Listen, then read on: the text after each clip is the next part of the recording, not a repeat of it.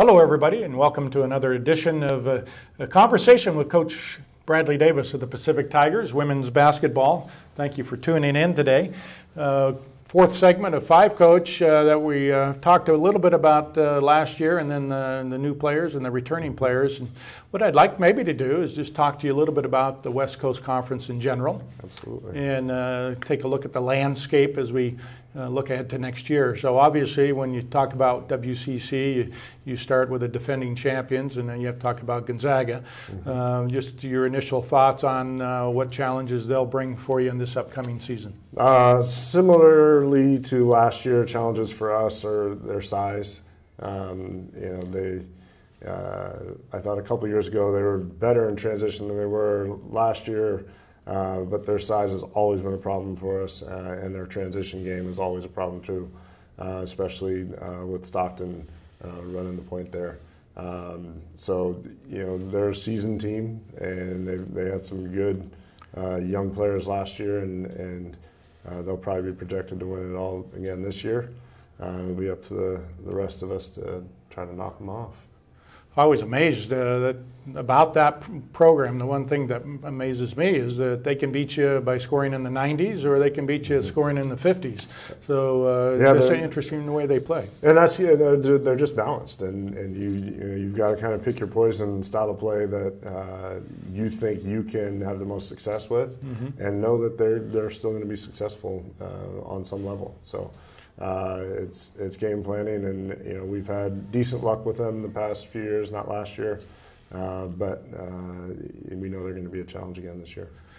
All right, besides Gonzaga, then our Northern California foes, the St. Mary's Gaels, not too far away. Always a formidable club. Coach Paul Thomas always has that team playing a tough, physical, grinded out type of basketball, good rebounding. What about this coming year? Yeah, very physical. I've always felt it's a possession game for us against them.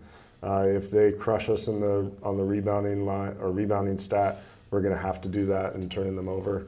And I think that you can look back at our few games, and when we were able to shrink that rebounding gap and turn them over a little bit more, we had better games against them. So expect more of the same. They're physical, and they'll get a couple kids back from injury. Last year that should step in for them, and they'll definitely be competing at that top of the conference. 30 wins between those two teams last year, just in conference play. So those are the two top teams in the conference, I would imagine, again, this coming year, as you mentioned. But then you have LMU, which has really made a statement this past season. I think they went 11-7 in conference, and have Gabby Green, terrific player. And talk about LMU and the challenges that you face against them this year. Yeah, we had a close game with them, a couple close games with them. Last year, and Gabby Green is a formidable player, and I think after a year in the conference, I would expect her to be even more consistent with that experience and coming into her I believe it's senior campaign. She's definitely going to be the leader of that group, but they had a couple people sitting out as well, and they'll be an athletic group that. They really can change the pace of the game, and they do that, running a few people at you defensively and changing things up. So for us against them, it's about staying steady and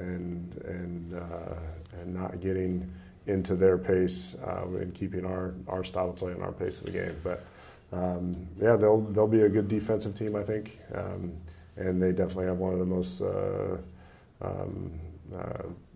offensively talented and also defensive players and the best defense players in the conference. So she's a stud.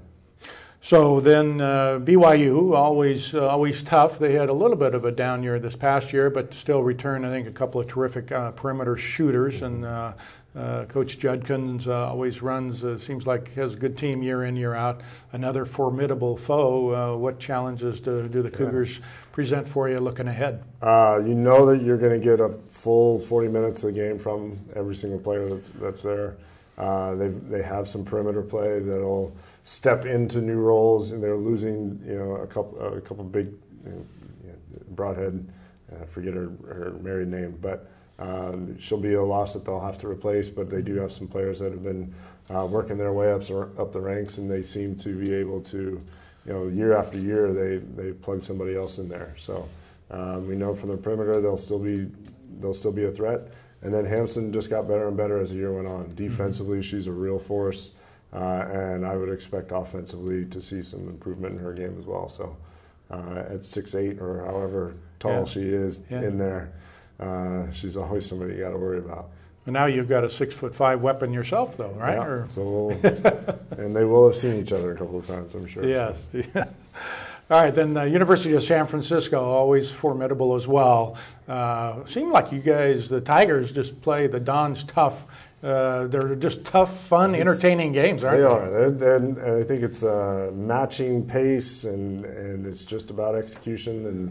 And at their place, we made a couple of mental errors down the stretch, and they got us by a basket, and then.